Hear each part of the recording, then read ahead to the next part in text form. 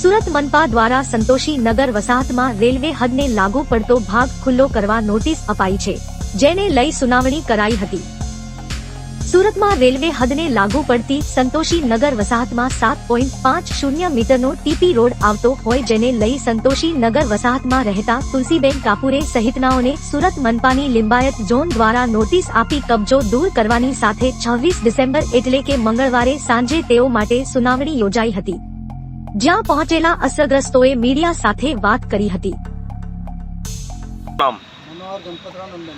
કઈ વિસ્તારમાં રહો છો? क्या है संतोषी नगर डिंडोली रोड शू तकलीफ है? घर तोड़વાનું કહે છે, ડેમોલેશન કરવાનું કહે છે, તો અમારી માંગણી એ છે કે ભાઈ અમારે ઘર તૂટ્યા બદલ અમને બીજી જગ્યા પર ઘર આપો। તમને નોટિસ આપી છે? હા, નોટિસ આપી છે। કેટલા મકાનો નોટિસ આપી છે? 28 થી 30 મકાન છે સર। બધા મકાનવાળા નોટિસ લઈને આવ્યા છે પાછા? હા।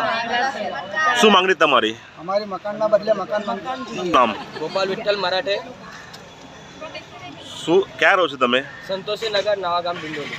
શું કરવામાં આવે છે તા? આ લોકો એસએમસી દ્વારા અમારે નોટિસ આપવામાં આવેલી હતી આપના 4-5 મહિના પહેલા। એમને એમ કીધું કે તમને ડિમોલેશનમાં તમારું ઘર તૂટવાનું છે, તો અમે લોકો અહીંયા 40 વર્ષથી રહીએ છીએ। આ લોકોએ અમને એમ કીધું કે તમને કંઈ સોગડ કરવામાં આવશે, પણ છતાં અમને આ લોકો એમ કહે છે 7 દિવસમાં તમારું ડિમોલેશન કરવામાં આવશે, તમને ઘરના બદલે ઘર નહીં આપશું। અમારી એક જ માંગણી છે, અમારે ઘરના બદલે ઘર જોઈએ। અમે લોકો 40 વર્ષો અહીંયા રહીએ છીએ, અમારું આગળ પાછળ કંઈ નથી, અમારી પાસે રહેવા માટે એ નથી, ઘર નથી, કંઈ નથી। અમે લોકો જે છે અમારું સંતોષી નગરમાં જ છે। આટલા બધા નાના છોકરાથી જુવાન અરે બુઝુર્ગ લોકો છે, અમે લોકો ક્યાં જશું? અમારી એક જ માંગણી છે, અમારે ઘરના બદલે ઘર જોઈએ। એટલું જ અમારું ઘર ડિમોલેશનમાં પહેલા રેલવેમાં તૂટી ગયું છે, છતાં આ લોકો અમારું ઘર રેલવેમાં એસએમસીમાં પણ તોડવા માંગે છે 7.5 મીટર। હવે મારું ઘર 20 મીટર અરે 20 ફૂટનું છે, આ લોકો 25 ફૂટ માંગતા છે, તો અમે લોકો ક્યાં જશું? અમારી એક જ માંગણી છે, અમારે ઘરના બદલે ઘર જોઈએ, બસ। અગર તમને ઘર નહીં મળે તો તમે શું કરવાના? અમે આત્મહત્યા કરી લેશું, કેમ કે અમારી પાસે બીજું કોઈ ઓપ્શન નથી। અમારી એક જ માંગણી છે, અમારે ઘરના બદલે ઘર જોઈએ, બીજું કઈ નથી જોતું અમારે। આ બધી જવાબદારી એસએમસી ની રહેશે। જો આટલી બધી પબ્લિક માંથી કઈ થયું કોઈને, તો આ બધી સુરત કોર્પોરેશન ની જવાબદારી રહેશે। એટલું બી છે, તમને શું લાગે છે? એસએમસી ઝોન બીજાના ઈશારા પર કામ કરે છે, એટલું બી અમને ખબર છે, છતાં અમારી વાત કોઈ સાંભળવા તૈયાર નથી। અમે લોકો કેટલી વાર અહીંયા ફરીને ગયા છે, તો બી અમને કહીએ કે થઈ જશે।